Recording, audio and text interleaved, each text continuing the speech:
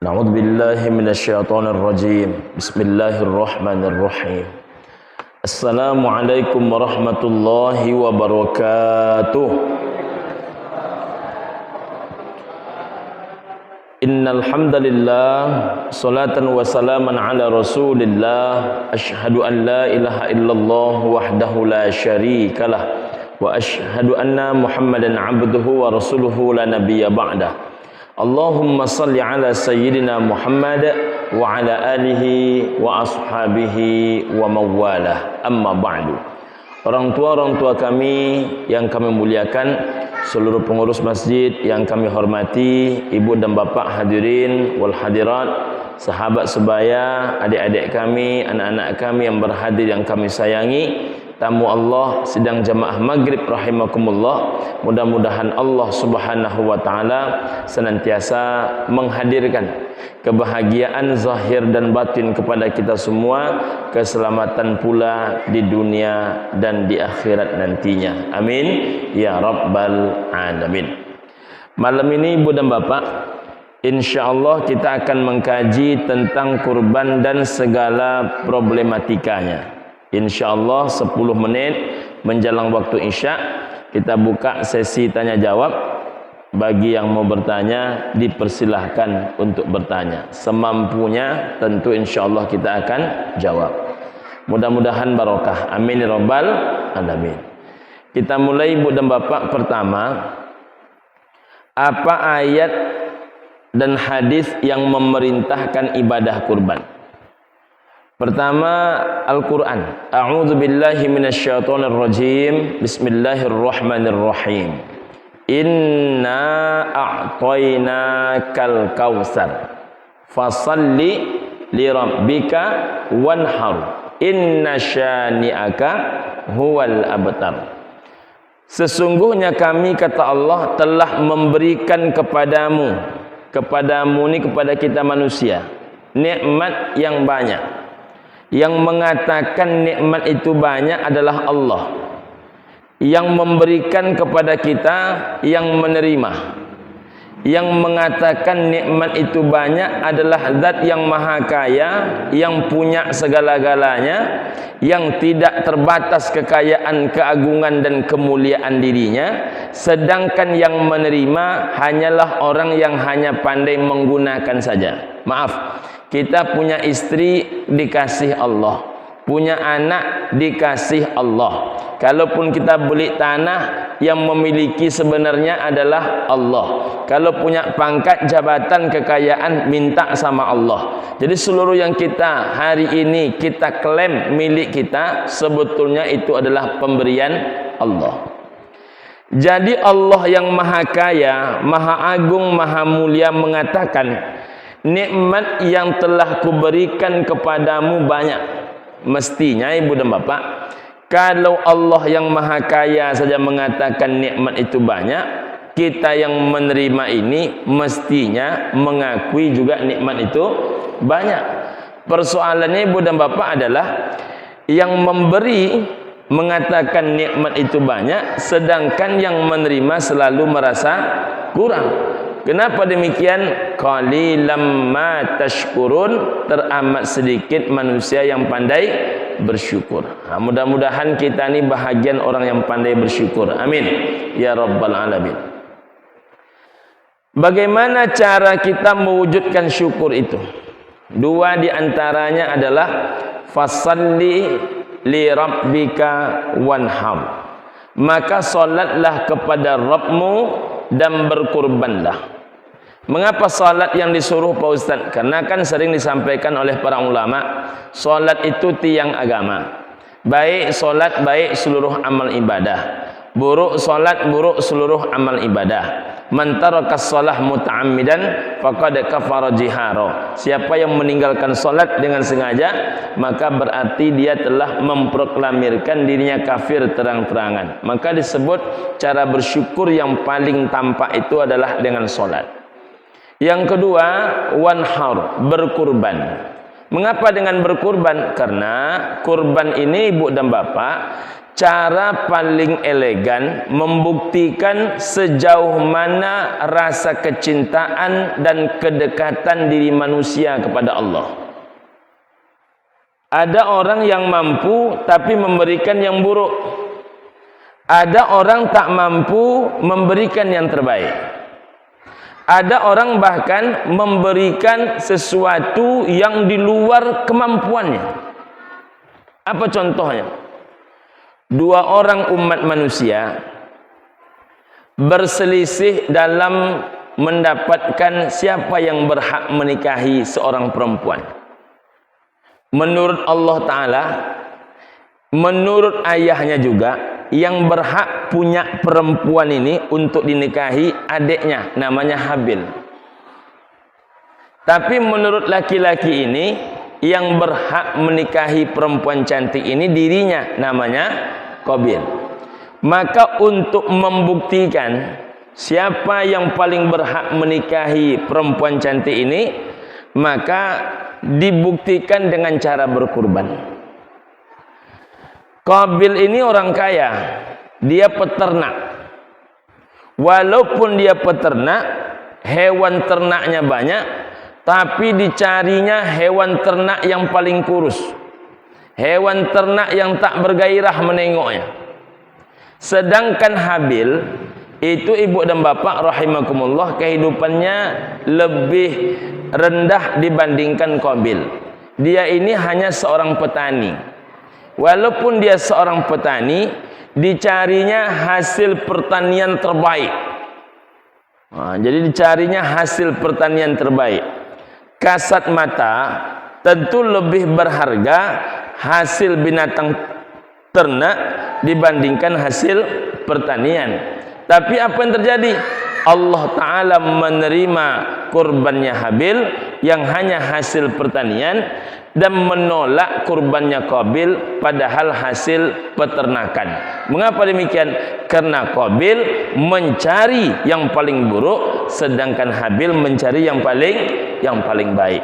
Jadi sekarang bang, terjadi dalam kehidupan, ada orang yang sampai rela dia pindah masjid mendaftarkan kurban karena selisih uang 50.000. Ada enggak? Ada apa tidak? Contohnya nih, di masjid kita ini contoh 2.600.000. Rupanya ada tempat lain hanya 2.550.000. Berpindah kawan. Berpindah. Tapi di beberapa masjid sudah mulai hari ini. Contoh di tempat adik saya, adik ipar di bawah uminya anak-anak, itu kebetulan ketua pengurus masjid Nurul Haq Jalan Duyung. Di sini kurban dibuat 3 tahap. Bagi yang mau berkurban, sapinya adalah sapi limosin.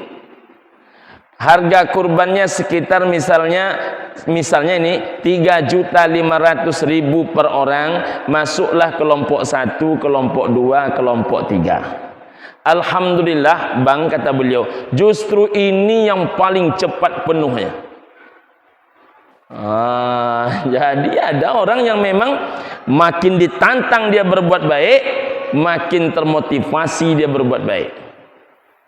Ada kelompok kedua, maunya kelompok yang tengah-tengah saja. Yang ini berat sapinya sekitar 120 sampai 140 kilo bersih hasil sapinya. Maka harga kurbannya sekitar 3 juta per orang. Silakan mengisi kelompok 4, 5, 6 dan seterusnya. Sedangkan kelompok ketiga, mohon maaf, ini tidak punya rumah kos, dapat duit cuman dari anak. Ini tak punya rumah sewaan, dapat duit cuman dari pensiunan. Karena tadi pagi kemarin ya, saya ngantarkan paket untuk anak-anak ke Gontor. Saya tengok banyak pensiunan di kantor pos.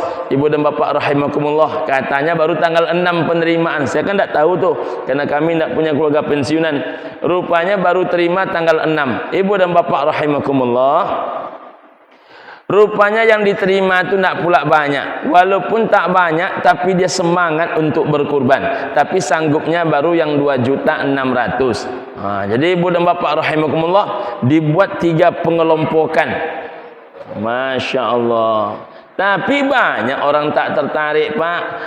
Kalau dapet kurban tu, biarlah sapinya gadang, sapinya rancak, tapi harga kurbannya murah. Itu ibu dan bapak yang berbahagia. Rupanya ini pernah terjadi di zaman Qabil dan Habil. Jadi jangan ibu dan bapak kira seluruh orang berkurban itu sama besar pahalanya. Dalam sebuah hadis kata Nabi, bisa saja orang yang bersodakoh 1 dirham, nilai pahalanya lebih besar di hadapan Allah mengalahkan orang yang bersodakoh 100.000 dirham. Kok bisa ya Rasul? 1 dirham itu adalah orang yang bersodakoh, dia hanya punya uang 2 dirham, 1 dirhamnya untuk dia makan, 1 dirham yang kedua dia sodakohkan, dibandingkan orang yang punya malun kasirun, harta yang banyak, tapi kemudian 100.000 dirhamnya dia sodakohkan. Jadi bukan berarti selama-lamanya orang yang punya sodakoh lebih banyak itu lebih banyak pula nilai sodakohnya. Saya tak tahu di masjid kita ini As-Sabirin, apakah orang yang punya sawit 30 hektar sama nilai kurbannya dengan emak-emak yang menjanda, punya harta hanya pensiunan saja, yang cuma terima setor-setor duit dari anak 100-200, sama nanti dengan mantan pejabat, sama nanti dengan pengusaha sukses, atau ada bedanya apa tidak?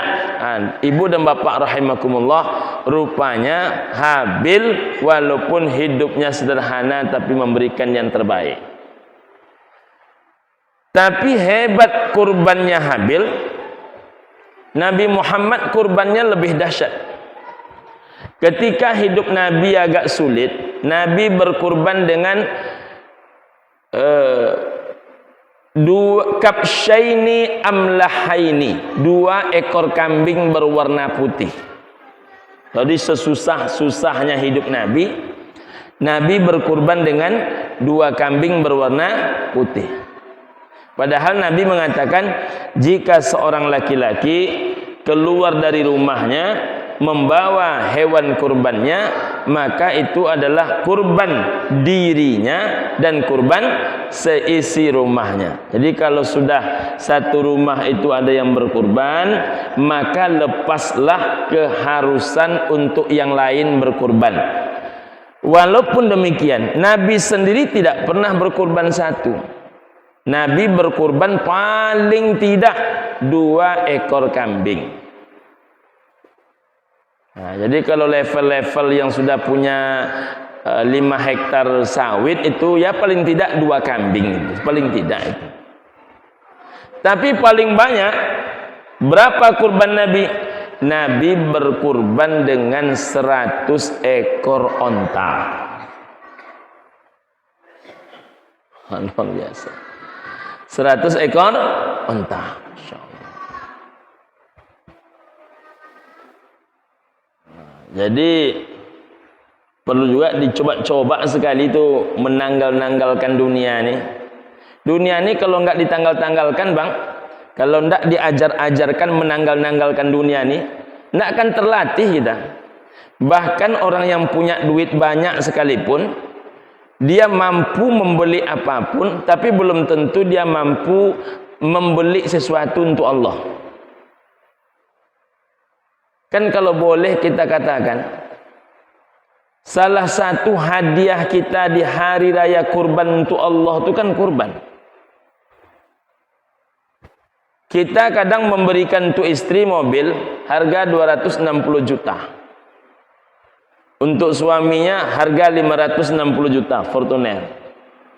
Untuk anak-anak hadiah 1 buah rumah 800 hingga 1,2 miliar.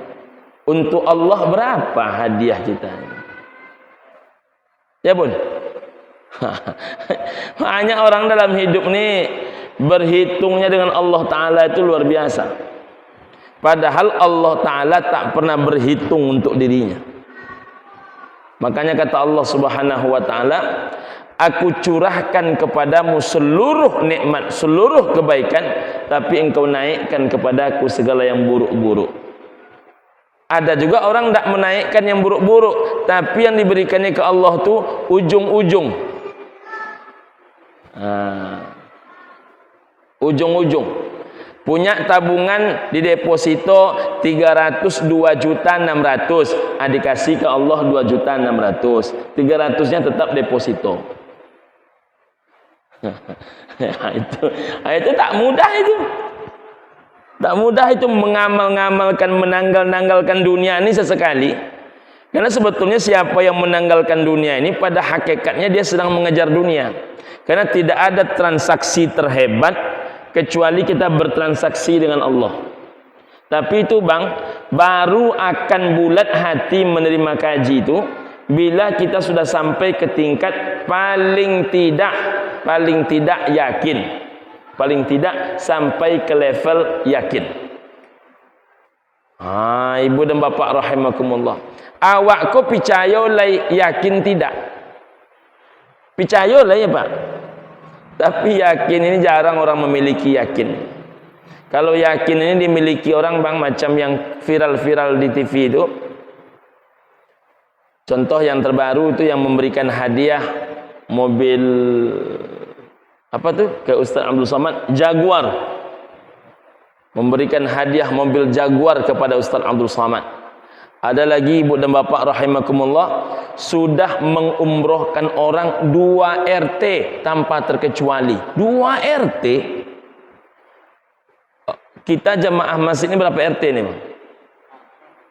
6 RT.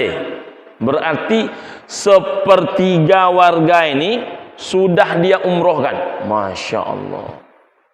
Itu berapa duitnya kata ibu dan bapak tuh? Coba. Ya, anggaplah sekarang 6 RT itu ada berapa pak? 600-an.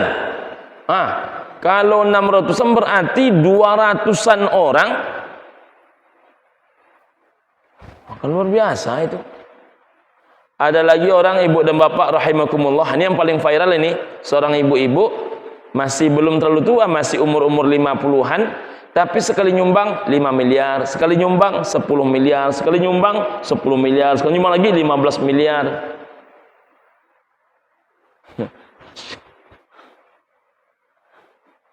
Memang tak takut sedikit pun mengeluarkan uang itu. Anehnya, makin dia keluarkan, makin tak habis duitnya. Mengeluarkan tak habis duit itu, semua orang percaya bang, yakin dan tidak. Itu masalahnya. Jadi orang percaya bun, yakin itu yang paling berat. Ibu dan bapak, ayah bunda, saudaraku sekalian yang saya hormati. Nah, hebat kurban Nabi Muhammad, sejarah ini pernah mencatat sepanjang peradaban umat manusia ada seorang hamba Allah yang dia kurbankan bukan lagi harta tapi anak kandung. 86 tahun berdoa tiap hari, tiap malam, tiap saat, saban waktu. Rabbi habli minas salihin, ya Allah berikan kepadaku anak yang soleh. 86 tahun umur bapak tuh, 77 tahun umur istrinya, sampai istri itu merelakan suaminya menikah dengan perempuan lain. Lahirlah dari perempuan yang muda dinikahi ini seorang anak bernama Ismail alaihissalam. Apa yang terjadi? Nabi Ismail ini disepakati oleh ayahnya, ibunya, dan dirinya untuk disembelih bukti cinta kepada Allah. Masya Allah. Orang bukti cinta kepada Allah sampai anak kandung pun siap dia sembelih untuk Allah. Tapi ada orang mobil Fortuner terbeli, kurban tetap juga tak ikut. Merokok 2 bungkus sehari sanggup, tapi merokok tetap tak bisa. Orang merokok 2 bungkus sehari ini bang bukan main-main. Orang bisa merokok 2 bungkus sehari, itu berarti sedekah dia ke pabrik rokok sehari 70.000. 70.000 sehari kali 365 hari, itu ibu dan bapak lebih 25 juta rupiah. Jadi siapakah orang yang bisa berangkat umroh tiap tahun? Orang yang bisa merokok 2 bungkus sehari. Siapa orang yang bisa mendaftar haji tiap tahun? Orang yang bisa merokok 2 bungkus sehari. Maka di Malaysia orang yang bisa merokok itu tidak boleh menerima zakat, karena ini melawan kodrat. Mengapa demikian? Orang merokok ini hanya orang-orang kaya saja. Bayangkan, terbayang abang tuh, orang yang punya penghasilan 600 juta setahun, itulah level luar biasa tuh ya dah. 600 juta setahun itu dah bagus itu.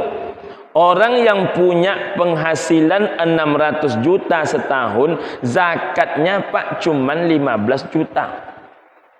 Bapak nih punya sedekah ke pabrik rokok aja itu jumlahnya 25 juta lebih setahun.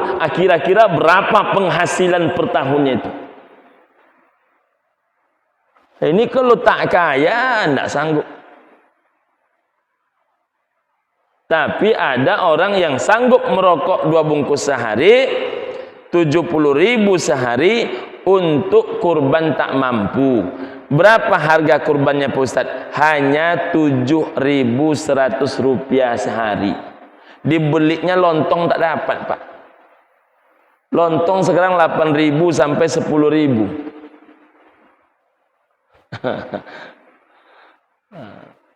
Tapi walaupun dia merokok 2 bungkus sehari, dia tak ikut kurban, kadang membawa kaki juga dia pulang.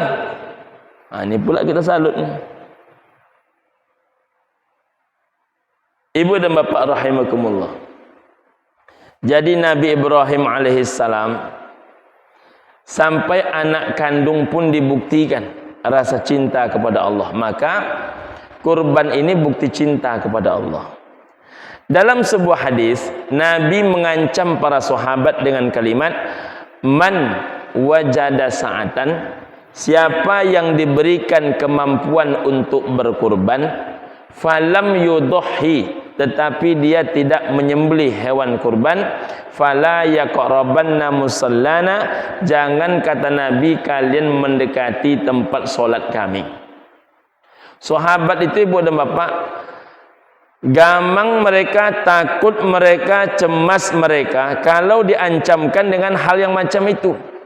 Mengapa demikian? Karena kan Nabi setiap selesai solat biasanya memiringkan sebahagian wajahnya ke sebelah kanan. Untuk menengok wajah Nabi itu saja, sop sebelah kanan ini lebih cepat penuhnya dibandingkan sop sebelah kiri. Karena sahabat ingin setelah solat selesai, beliau ingin menengok wajah Nabi yang pertama kali. Masya Allah. Nah, orang yang sanggup berkurban tapi tidak dia berkurban, diancam oleh Nabi, tak boleh mendekati tempat solat kami, kata Nabi. Kalau tak boleh mendekati tempat solat, berarti kan tak bisa solat bersama Nabi. Tak bisa berarti menatap wajah Nabi. Ini masalah yang berat bagi para sahabat. Saking beratnya masalah itu bagi para sahabat, datanglah seorang laki-laki kepada Nabi membawa seekor zabah, kambing berumur setahun. Karena orang Arab itu biasanya kalau umur kambing itu sudah 2 tahun, mereka menyebut namanya kibas. Tapi kalau umur kambing itu masih setahun, mereka sebut dengan nama zabah, sesembelihan. Biasanya kambing-kambing muda bahasa kitanya. Kalau kambing muda itu di Arab Pak, yang makan hanya 6 orang. Beda dengan kita 2 RT masih bisa lah ibu dan bapak rahimakumullah. Karena dia hanya punya seekor kambing, Dibawanya lah kambing kecil muda tu ke rumah Rasulullah. Ya Rasul, di rumahku hanya ada seekor kambing muda ini. Kalau kambing ini aku kurbankan, maka habis seluruh harta benda kekayaanku. Tapi kalau seandainya kambing muda ini tidak aku kurbankan, aku khawatir tak boleh mendekati tempat salatmu. Begitu takutnya mereka. Bagaimana caranya ya Rasul? Kata Nabi, berkurbanlah engkau dengan kambingmu itu. Masya Allah, disuruh berkurban.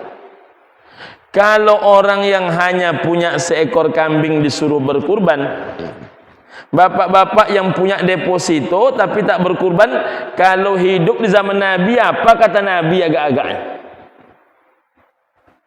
Bapak ibu yang punya sawit tapi tidak berkurban, hidup di zaman Nabi, apa kata Nabi agak-agaknya? Ibu-ibu yang punya gelang emas, kadang-kadang menggerakkan jari itulah kaku karena banyak cincin, tapi tak berkurban, apa kata Nabi agak-agaknya? Rasa itulah ibu dan bapak, oleh Nabi dikatakan fatwibu biha nafsa, berikan semangat ke dalam hati kalian itu untuk berkurban. Pompa-pompa jiwa kalian itu, kata Nabi, agar ada motivasi untuk berkurban. Ibu dan bapak, jadi wajib hukum kurban ini Abi? Tidak. Tapi Imam Hanafi mewajibkan. Imam Hanafi mengatakan bila terpenuhi dua unsur, maka hukum berkurban menjadi wajib. Apa unsur berkurban yang akhirnya menjadi wajib? Pertama, ibu dan bapak rahimakumullah, bila ada biaya makan selama 3 hari. 3 hari yang dimaksud itu, tanggal 10 orang kan menyembelih hewan kurban.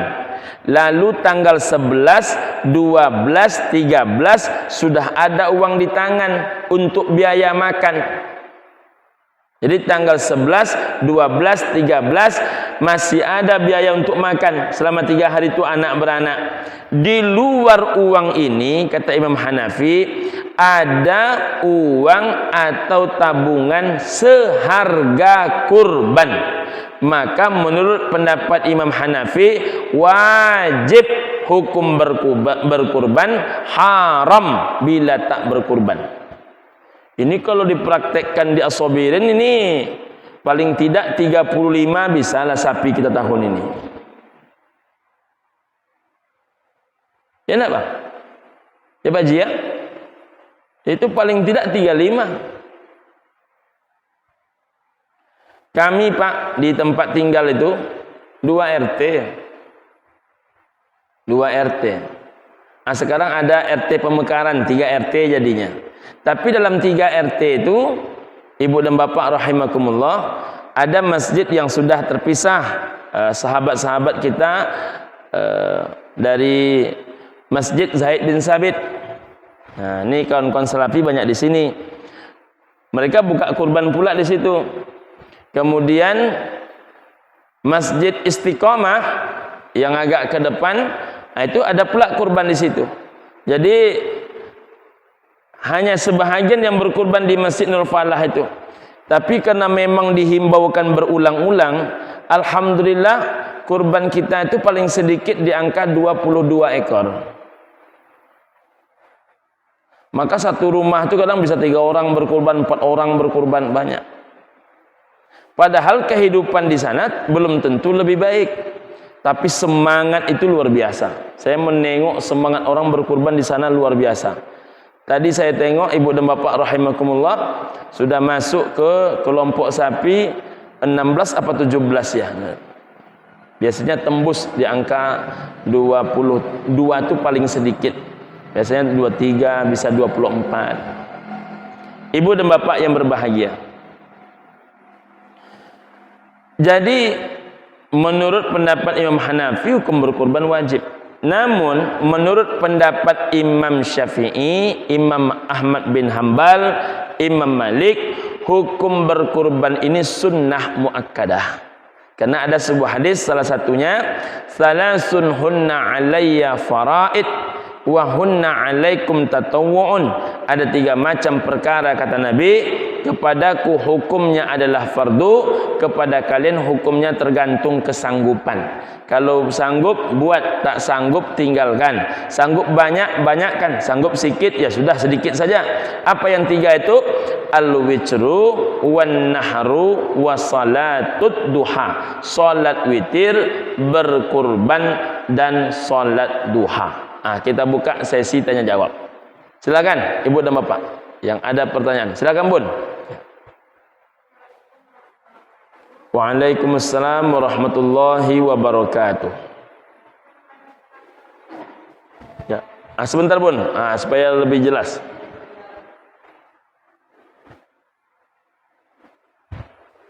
Ya, bagus.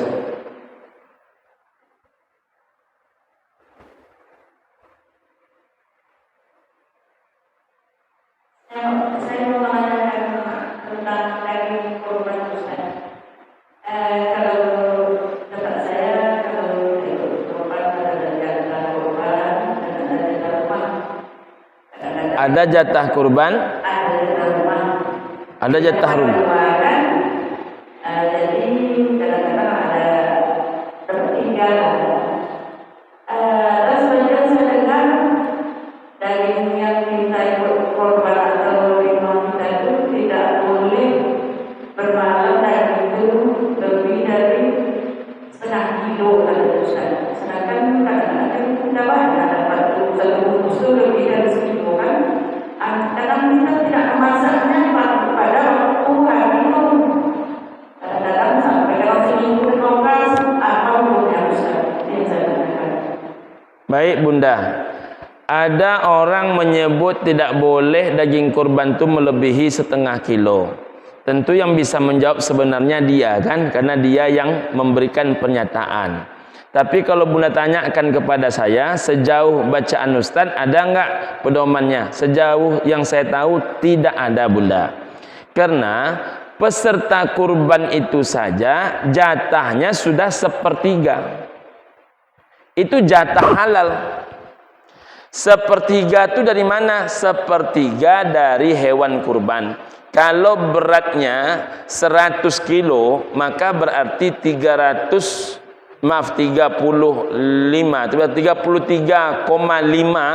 kilo bagi 7 itu adalah milik peserta kurban. Itu kalau dagingnya berat 100. Tapi saya banyak juga menengok sapi itu berat 60 aja sih cuman. Itu satu. Jadi anggaplah satu orang peserta kurban itu dapatnya 2,5 hingga 3 kilo. Yang kita koreksi bukan itu bundaku. Orang yang sudah menerima jatah peserta kurban, kok jatah warga dapat lagi dia? Berarti dia mendapatkan bonus. Yang kita khawatirkan, jatah itu melebihi jatah yang Allah halalkan. Karena peserta kurban itu jatahnya hanya sepertiga dari hak hewan kurban itu. Nah, ini hati-hati betul nih. Atau yang kedua, dia sudah mendapatkan haknya sebagai warga. Kok dia bekerja dapat hak lagi? Tambah pula dia yang mendabiahnya, dapat 3 kali hak, 3 kantong aswainya dapat. Wah, ini tak mudah nih Bunda. Karena banyak orang Indonesia ini berpikir walaupun kurban ko harato Allah Ta'ala, kalau ndak kan dapat upahnya, indak kan dikerajokannya. Padahal Nabi melarang keras ada upah dalam daging kurban. Yang tak boleh itu diupah dengan daging kurban. Tapi kalau kemudian karena peserta kurban tidak bisa mengerjakan, lalu peserta kurban mengupah, boleh apa tidak? Boleh. Contohnya bagaimana? 2.600.000 ini uang kurban habis semua apa tidak? Kalau tidak habis, berarti bisa disisihkan. Kalau misalnya habis, maka berarti tambahkan 100.000 rupiah untuk orang yang mengerjakan. Diupah mereka karena kita tak mampu mengerjakan, minta 2,7. Dia diupah dengan uang, tapi dengan daging kurban. Daging kurban itu kan hartanya Allah, dibagi sesuai dengan maunya Allah. Jadi kalau ada orang menyebut hanya boleh setengah kilo, lalu kemana nak kita oper daging banyak-banyak tuh? Gitu ya Bunda ya. Jadi boleh disimpan, tidak ada masalah. Jadi boleh disimpan dalam lemari. Boleh disimpan. Kenapa dulu orang tak menyimpan? Dulu kan kurban tak banyak, Bun. Dulu orang berkurban tak banyak. Misal di sini orang berkurban dapat jatah dia berkenyang-kenyang sampai sekian bulan ke depan. Rupanya di Panam ada orang tak makan daging kurban. Nah, itu tak boleh. Makanya saya menghimbau, kalau jumlahnya rasanya cukup, maka coba Masjid Sabirin menjadi contoh, menjadi pembelajaran buat masyarakat yang lain. Sisanya kami dulu di As-Sofa, misalnya kami hanya butuhnya itu 14 ekor sampai 16 ekor. Namun sisa pendaftar itu ada yang langsung diberikan sapinya hidup-hidup kepada warga-warga yang memang di sana hanya 1 ekor kurban, atau sebahagiannya disembelih di As-Sofa lalu dagingnya diberikan kepada masyarakat tertentu yang membutuhkan. Sama-sama Bunda. Yang lain silahkan.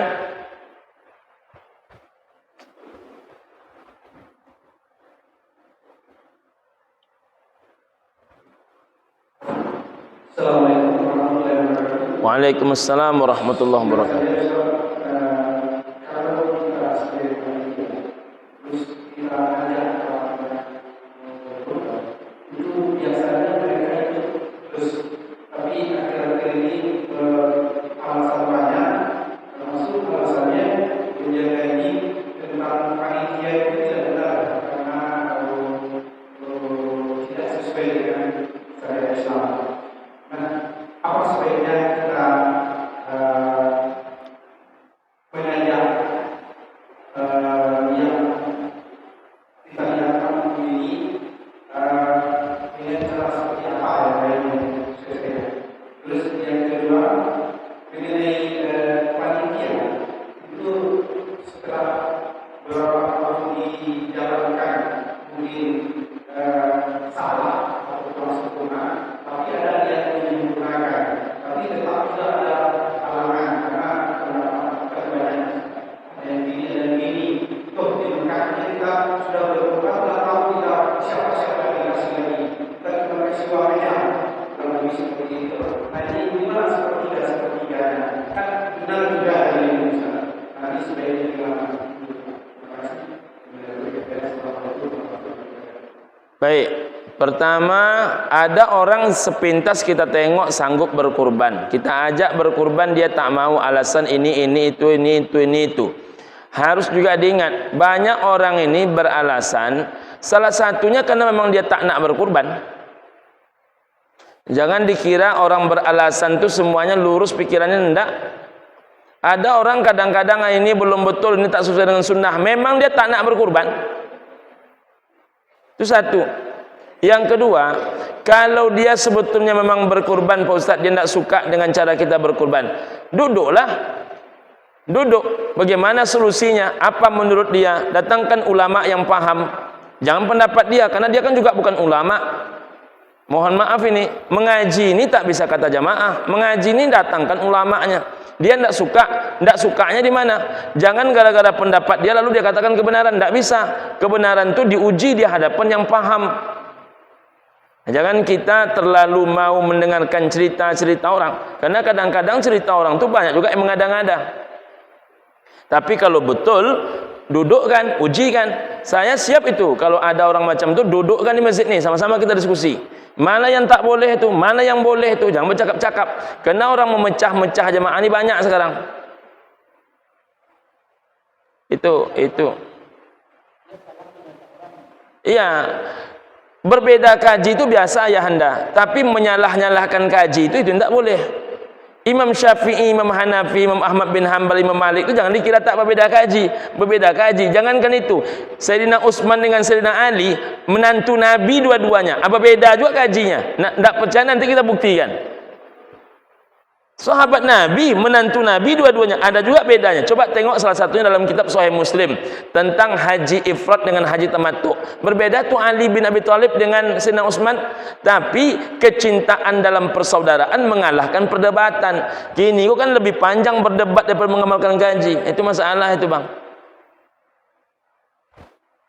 Ada yang mengatakan di tempat kami juga, Misalnya, ya awak selama kau tidak sunnah, yang sunnah menurutmu yang mana? Yang sunnah menurutmu yang mana? Apakah yang sunnah menurutmu itu adalah disembelih kurban itu di sini, lalu dihantarkan hanya kepada kawan-kawanmu saja? Yang penting satu kajian. Itu sunnahnya di mana itu? Bila Nabi mengajarkan macam tu, ini mohon maaf ini, saya menengok betul, tapi saya tidak sebutkan nama masjidnya. 10 ekor mereka berkurban. Kita menanya kepada mereka, kalian kan berkurban, boleh kami tahu kemana daging kurban ini kalian berikan, agar kami tahu pula orang yang sudah kalian kasih tidak kami kasih lagi. Ini sudah tahun ketiga tak dapat dapat informasi seketik juga. Mengapa tidak dapat informasi? Kan mudah menyimpulkan, kemana kalian hantarkan daging tu? Kan kalian hantarkan daging tu yang sepengajian juga kalian. Jadi orang litak di samping kalian kok, siapa kemagi ya? Nah, kan begitu. Jadi jangan dikira orang yang mengaku-ngaku ini itu semuanya benar, tak juga. Saya siap berdiskusi dalam hal macam itu. Termasuk di Masjid Sabirin. Tak ada masalah itu. Tak cukup ilmu kita hadirkan buya-buya yang lain yang lebih paham. Tak ada masalah. Tapi tidak dalam bentuk berbeda-beda dengan dihantamkan kepada jamaah perbedaan pendapat, kemudian itu habis itu lepas diajak diskusi, katanya kami tidak mau berdebat karena Rasulullah tak mengajarkan berdebat. Berdebat itu tidak boleh, berdiskusi boleh. Itu satu. Yang kedua tadi apa bang?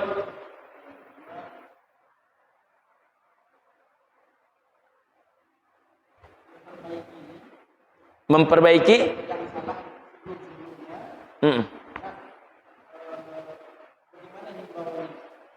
memperbaiki yang salah sebelumnya. Dulu pernah salah, misalnya terjual kulit kurban dulu kan biasa aja Pak orang menjual kulit kurban tuh, karena kajian itu kan belum ada waktu itu. Mengapa belum ada kajian waktu itu? Karena memang bagi orang-orang dulu mau aja orang berkurban dah lah, itu aja dah hebat dulu tuh. Jangan karena masalah kurban lagi. Dulu menengok laki-laki ke masjid sampai payahnya Bang Ade. Berapalah laki-laki ke masjid dulu? Hanya 2-3 orang perempuan ke masjid. Ya kan? Masih ingat tuh kan? Belum lama rasanya lagi itu. Sekian tahun yang lalu. Akan banyak yang salah. Tapi yang salah ini tak cukup dengan hanya menyalahkan. Maka kita buat menjadi lebih baik. Contoh, jangan dijual kulit tuh. Dikasih saja, diberikan saja, dihadiahkan saja. Kalau kita yang menjual tak boleh, peserta kurban menjual tak boleh, panitia kurban menjual tak boleh. Tapi kalau fakir miskin tuh yang menjual boleh. Atau kita menjualnya karena mereka tidak pandai cara menjualkannya, dijualkan oleh panitia kurban tapi hasilnya sama dengan daging kurban, tetap diberikan kepada mereka, tak ada masalah. Yang terlanjur macam mana? Itulah kita diajarkan oleh Allah Ta'ala, Rabbana la tu'akhidna in nasina au akhtana. Kita minta ampun kepada Allah, jangan sampai Allah menghukumkan kita kepada hal yang kita tak paham, kita terlupa dan tersalah. Itu bang ya. Oke, ibu bapak dah lewat waktu azan nampaknya nih. Belum? Oh, nampaknya ada dua macam jam nampaknya nih. Ada lagi pertanyaan bapak ibu? Ayo bu, silakan.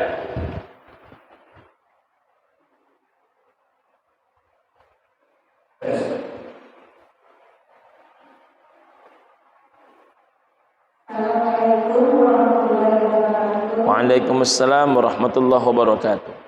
Saya menanyakan Ustaz, maknanya saya korban, terus minta kakinya kepada dia apa boleh Ustaz? Selagi selama ini banyak yang gitu baik, pertama selagi yang ibu minta itu tidak melebihi hak sepertiga ibu boleh.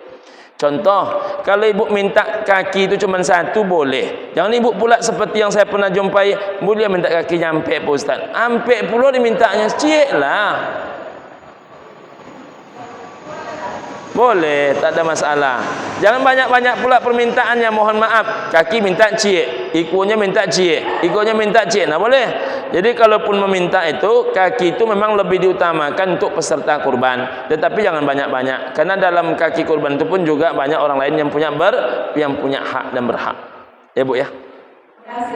Sama-sama Bu. Waalaikumsalam warahmatullahi wabarakatuh. Habis lah ya nak? Itulah kaji kita malam ini. Semoga bermanfaat. Saya minta maaf lahir dan batin, tak bermaksud menantang-nantang, tapi hal-hal macam tadi itu memang harus didudukkan, didiskusikan. Tidak klaim mengklaim. Kita tidak boleh mengklaim juga bang, jangan dikira kita benar semuanya, tidak juga.